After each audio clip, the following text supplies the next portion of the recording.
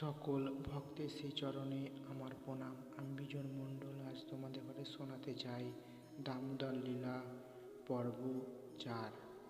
তবুও যতদূর সম্ভব দ্রুতগতিতে তিনি তার পশ্চাদ্ধাবন করার চেষ্টা করেছিলেন। তার কেশপাশ তখন আলোলিত হয়ে পড়েছিল এবং তার খোঁপার ফুল মাটিতে ঝরে পড়েছিল।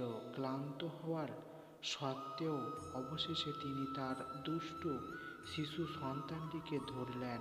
মায়ের হাতে ধরা পড়ে কৃষ্ণ ভয়ে কাঁদো কাঁদো হয়ে উঠলেন। তার দুই হাত দিয়ে তিনি চোখের জল মুছতে লাগলেন এবং তার ফলে তার চোখের কাজল সারা মুখে লেগে গেল। মাকে ছড়িহাতে তার সামনে দাঁড়িয়ে থাকতে দেখে তিনি অত্যন্ত ভয় পেয়েছিলেন।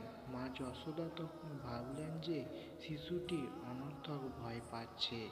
পুত্রের শুভাকাঙ্ক্ষা রূপে তিনি ভাবলেন যে তার শিশুটিকে এতটা ভয় দেখানো ঠিক হবে না, অথচ তাকে একটু দণ্ড না দিলেও নয়।